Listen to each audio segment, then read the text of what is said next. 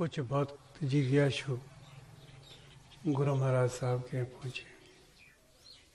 उन्होंने कहा कि आप ध्यान पर बहुत जोर देते हैं, क्या अन्य पूजाओं से ईश्वर नहीं प्राप्त होता है? ध्यान क्या है जिससे ईश्वर की प्राप्ति होती है? इसमें विशेष चीज क्या है अन्य पूजाओं की अपेक्षा? तो उन्होंने कहा कि ध्यान बातचीत करने की एक प्रक्रिया है। जब तक से तुम बातचीत नहीं करना सीखोगे तब तक ले ईश्वर से बहुत दूर रहोगे,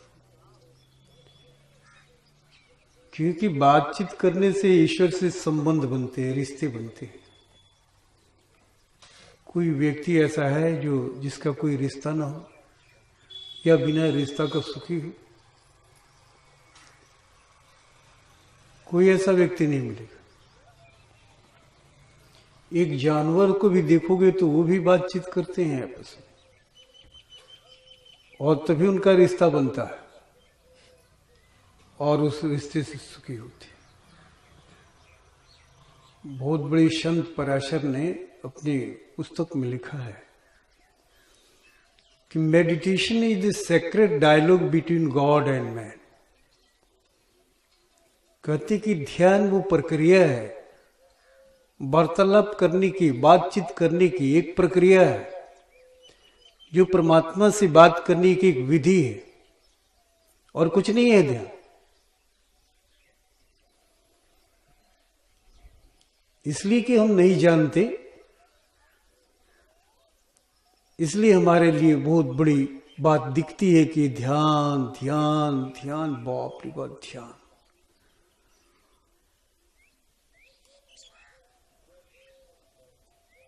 ध्यान कुछ भी नहीं है, बस हमारी और ईश्वर में बातचीत करने की विधि। कोई ऐसा इंसान है जो अपना रिश्ता बनाया हो बिना बातचीत करके? कोई ऐसा इंसान नहीं मिलेगा जो बिना बातचीत किए हुए उसका रिश्ता बनता हो। आइए थोड़ा समझे कि बातचीत है क्या, तब आप समझ जाएंगे तो बड़ा आसान हो जाएगा आपको करना और जीना और आपके विश्वास की स्थापना। विश्वास में एक जीवन शक्ति आ जाएगी। बात कहां से होती है? तो बाहर से होती है, ओंठ से होता है, ओंठ और जीभ चलती है उसमें। चित्त कहां से है? कहां है? आपके अंतर में है। चित्त में कौन रहता है? तो परमात्मा। आपके अनुभव, सारे अनुभव आपके चित्त में है। 5 वृत्तियां होती हैं और 5 वृत्तियों का जो अनुभव है वो चित्त में पड़ा हुआ है। आप जब बोलते हैं तो चित्त में हो जाता है और चित्त से परमात्मा बोलता है। दूसरी ऐसी ध्यान के अलावा कोई ऐसी विधि नहीं है जिसे भगवान की प्राप्त किया जा सके, क्योंकि उसमें बातचीत करने की व्यवस्था नहीं है। बात करने की व्यवस्था है लेकिन चित्त नहीं है वहां। बिना चित्त का ईश्वर कैसे प्राप्त होगा जिसकी चित्त में पहुंच ही नहीं है? केवल बात करना जानता है। उठाए रामायण वह पूरे हर हर पाठ कर दिए, गीता हर हर पाठ कर दिए, और हनुमान चालीसा हर रेल के इंजन की तरह एकदम बोलते चले गए। वो बात तो आपने कर लिया, भगवान से तो बात कर लिया, भगवान को तो आपने सुना दिया, लेकिन भगवान की कभी सुने नहीं। वो सुना दिया, घंटी खूब बजा दिया, टीका लगा दिया और चल बने। माला उठाया, लेकर के जाप कर दिया, राम राम राम राम राम राम राम राम राम राम राम राम राम राम राम, 1 लाख पूरा कर दिया। कभी हम भी सुने, अरे कभी शांत तो हो जाओ, तुम अपना बोलती तो बंद कर दो। अगर हम बोलते रहेंगे तो आपकी हम तो कुछ नहीं सुन पाएंगे। आपकी कुछ नहीं सुन पाएंगे। और जब हम सुन नहीं पाएंगे तो आपको समझेंगे कैसे, आपका सम्मान कैसे करेंगे, आपका भाव क्या है, आप कहना क्या चाहते हैं, क्या लेके आए हैं, क्या शिकायत है। डॉक्टर के पास रोगी जाए और रोगी अपना बोलते चला जाए, डॉक्टर को सुने नहीं, वो क्या इलाज करेगा। डॉक्टर खाली बोलता चला जाए और रोगी की कुछ सुने नहीं, तो ऐसे डॉक्टर से क्या रोगी इलाज कराएगा, क्या मर्ज बताएगा, क्या वो करेगा। एक दूसरे से बातचीत करने का तरीका ही नहीं जाना हमने। कोई भी निर्णय, कोई भी रिश्ते, चाहे वकील का हो, जज का हो, मुवक्किल का हो, या किसी भी क्षेत्र में कोई भी ये रिश्ते बनते, एक पति पत्नी का ही रिश्ता ले लो। पति हाँकते जाए, बोलता जाए, अपना फरमान देता जाए, पत्नी की सुने नहीं तो उसको कभी रिश्ते बनेंगे नहीं। वो क्या कहना चाहती है, आपने कहा, उसने लिया, उसके चित्त में गया। अब वो भी कुछ कहना चाहती है, व्यक्त करना चाहती है, चित्त तो बोलता नहीं, चित्त तो जुबान से ही आता है, तो वो कुछ कहना चाहती है और उसे आप सुनना नहीं चाहते। आपने अपनी हाँक करके वो चल दी, क्या कभी रिश्ता बनेगा। यही कहेगी कि ये पागल है आदमी, पागल से शादी होगी, बड़ा मुश्किल है जीवन काटना इसके साथ।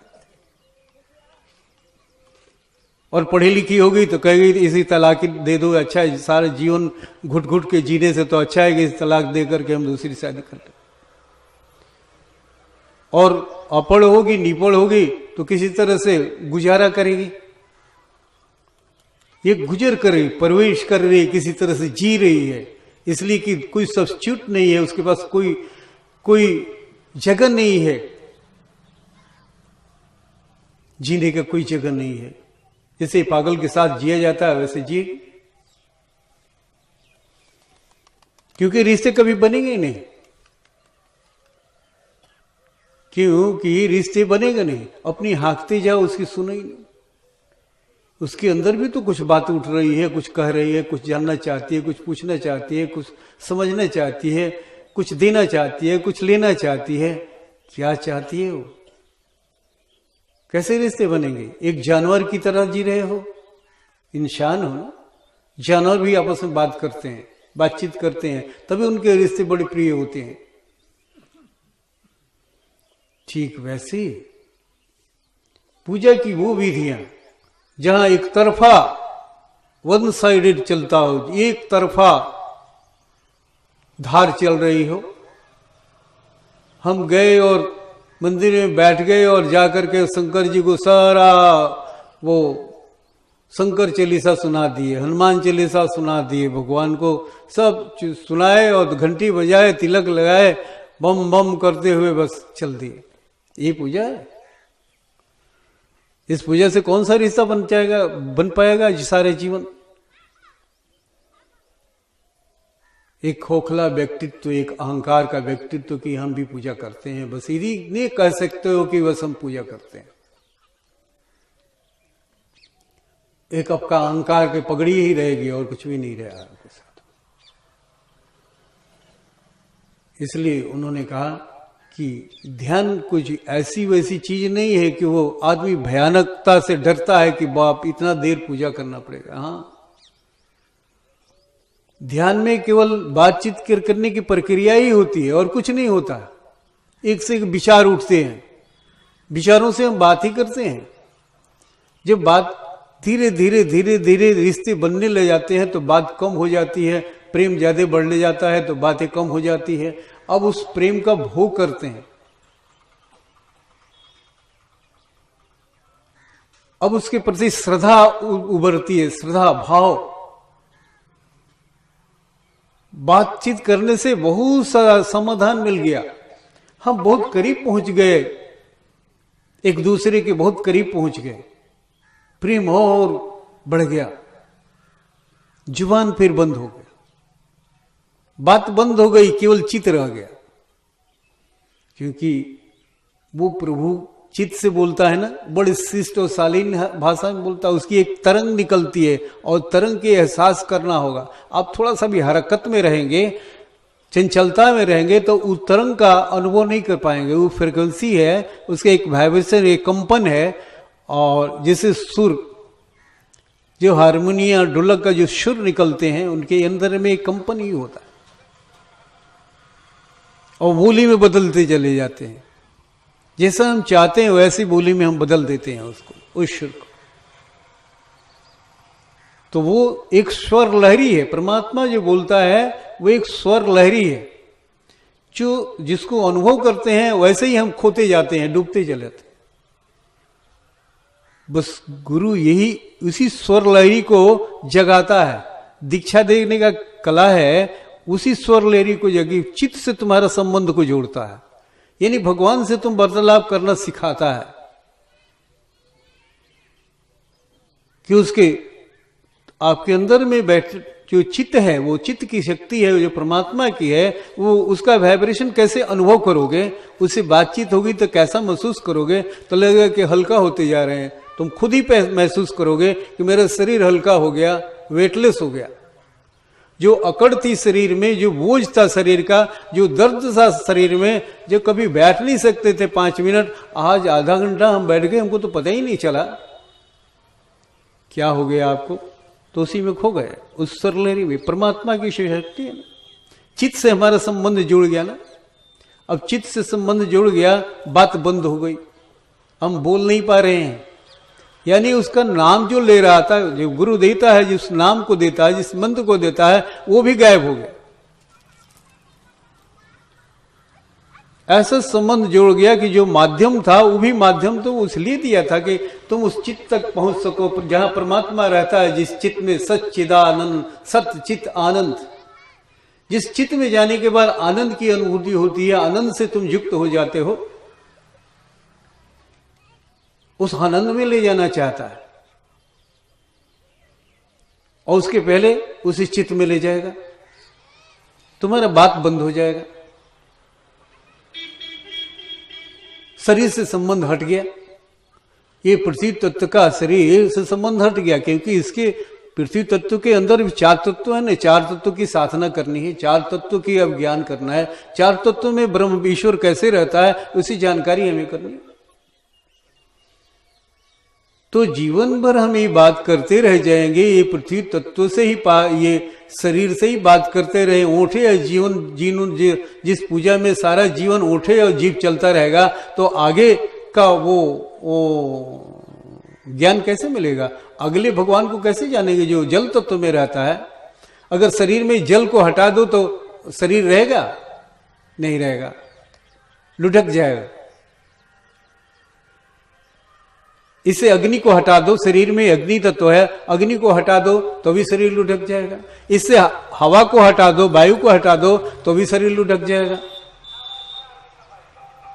ये 5 तत्व से योग से जो चीज बनी है, जो शक्ति बनी है, वही जीव है, जीवात्मा। ये 5 तत्व के योग से बना है। एक तत्व का विघटन कर दो तो बात बिगड़ जाए।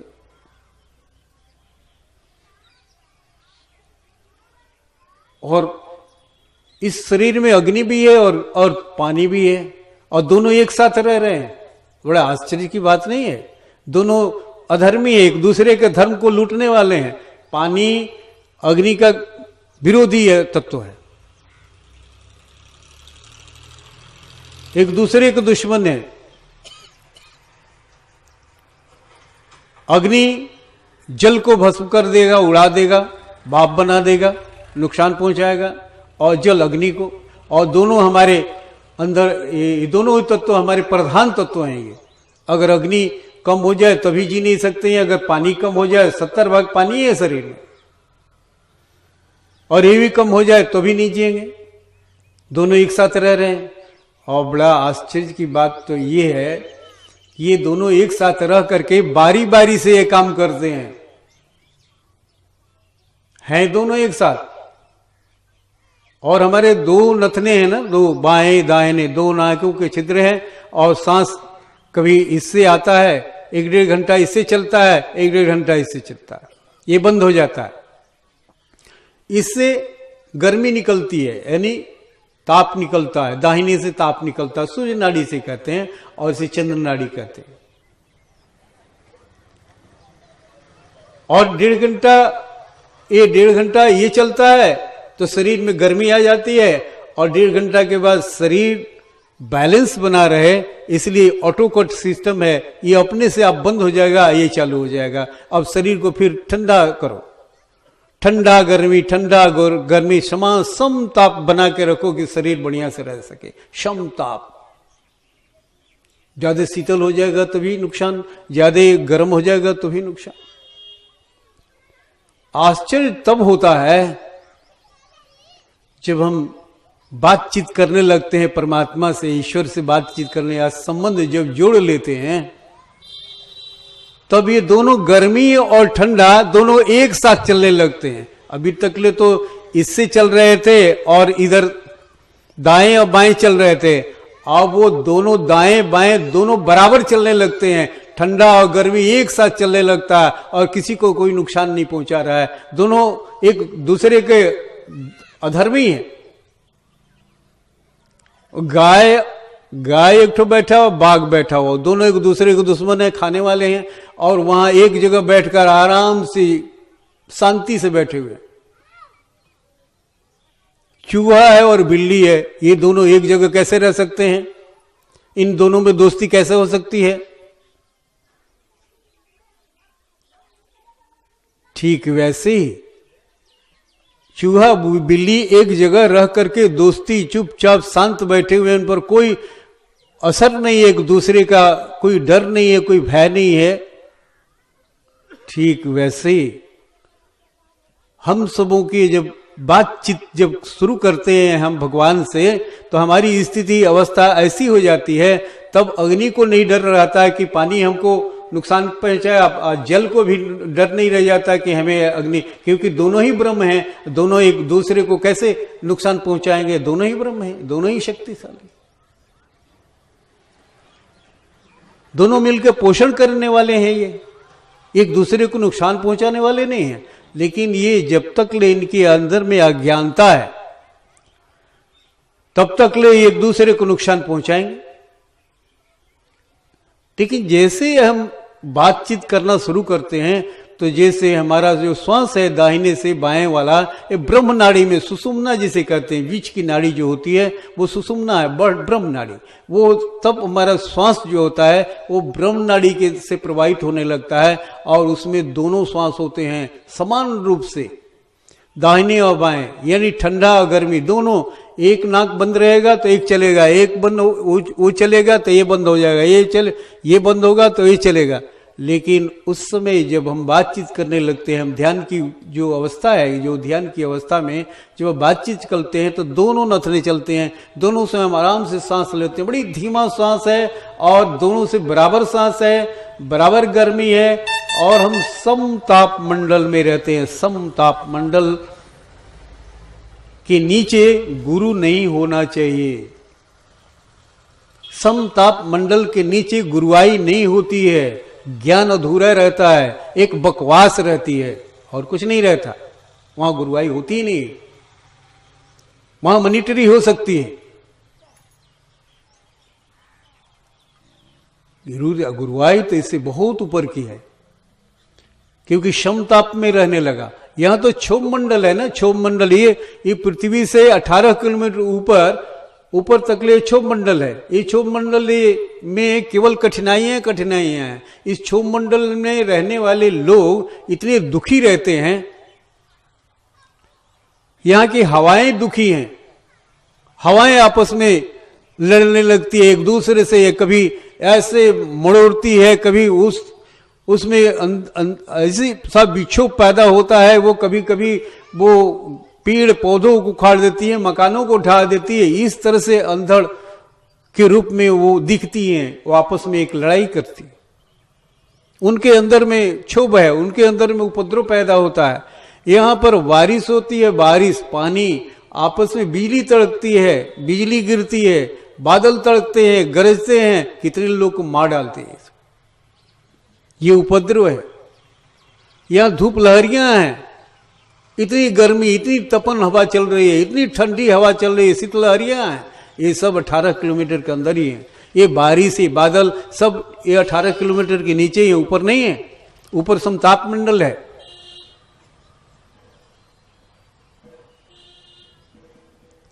ठीक वैसे ही हम अपनी साधना से, परमात्मा की साधना से जब बातचीत करते हैं, ध्यान के माध्यम से उसे हम ध्यान कहते हैं, तो ध्यान में हमें बातचीत होती है। धीरे धीरे धीरे धीरे हमारे विचारों से बातचीत होती है। विचार जब शून्य हो जाते हैं तो भाव से बातचीत होती है, भावनात्मक भूमि पर उठते हैं। यहाँ तक ले भाव है, और भाव से भी एक दिन भाव भी समाप्त हो जाता है, बातचीत बंद हो जाता है। ये अवस्था है ब्रह्म का, ये अवस्था ब्रह्म की अवस्था है, जब भाव भी बंद हो जाए, भाव भी गल जाए। यानी शरीर गल गया, शरीर मिट गया, फिर विचार मिट गया, फिर भाव मिट गया, फिर चौथा स्टेज है परम ब्रह्म परमेश्वर, जो प्रकृति से परे है, प्रकृति से परे है। गोस्वामी जी कहते हैं कि वहां जाने के लिए शिव को भी बिना गुरु के साथ अगर जाएंगे तो नहीं जा पाएंगे। ब्रह्मा विष्णु महेश ये तीनों प्रकृति के अंदर है, ये भी बातचीत करने में लगे हुए हैं, इन्हें भी गुरु चाहिए। कहते हैं कि गुरु ब्रह्मा गुरु विष्णु गुरुदेव महेश्वर गुरु साक्षात परम ब्रह्म तस्मै श्री गुरु। गुरु ही एक ऐसा है कि यहाँ पृथ्वी पर रहते रहते वो परम ब्रह्म परमेश्वर तक जा सकता है, यानी प्रकृति से परे, यानी ब्रह्मा विष्णु महेश से भी आगे। बिन गुरु भाव निध तरई न कोई, जो विरंच शंकर सम होई। यानी शंकर के समान समृद्ध तेजस्वी बलशाली सिद्ध व्यक्ति भी आप बन जाएं और गुरु आपके साथ न हो मार्गदर्शन करने के लिए, तो आप भावनाओं के सागर में डूब मरेंगे। वहीं पर डूब जाना है, डूब मरना है आपको। आप आगे नहीं जा सकते हैं। महेश स्थिति से आगे नहीं जा सकते हैं। ये महेश प्रकृति के अंदर है, वहां जाने के लिए गुरु का साथ होना बहुत जरूरी है, क्योंकि गुरु ही पारम ब्रह्म परमेश्वर परे, उससे भी परे है सतगुरु। क्योंकि ये कर्म करने का अधिकार शरीर में ही होता है। वो चले थे, शरीरधारी हैं, वो भी चले थे, लेकिन नहीं पहुंच पाए। तब तक ले शरीर छूट गया, शरीर छूट गया तो वहीं रुक गए। वो ब्रह्मा विष्णु महेश की स्थिति में जाकर रुक गए। अब तो पूरा पुनः आएंगे, लौटेंगे, अपने भोगों को, सुख के भोगों को भोग करके पूरा लौटेंगे, शरीर में आएंगे, तब बातचीत करना शुरू करेंगे, क्योंकि बातचीत करने का तरीका तो भूल गए हैं। उनके पास चित्त रह गया, बात तो रह ही नहीं गया। कैसे भगवान से ऊपर परम ब्रह्म परमेश्वर से रिश्ता कैसे बनाएंगे? वो नहीं बना सकते। तो उन्होंने कहा कि ध्यान वो प्रक्रिया है जिससे हमें बातचीत करने आता है। या जितने भी रिश्ते आज तक संसार में बने हैं, परिवार बने हैं, या परिवार जो खुश है, आज कुशल है, वो जिसके अंदर में कुछ खुशहाली रौनक दिखता है, सुबुद्धि दिखता है, वो बातचीत करने के वजह से दिखता है। जहां कोई बातचीत नहीं होता है वहां मुर्दानगी छाया रहता है। मुर्दानगी है, क्योंकि बातचीत वही तरीका है एक दूसरे को समझने का, एक दूसरे को जानने का, एक दूसरे को पाने का।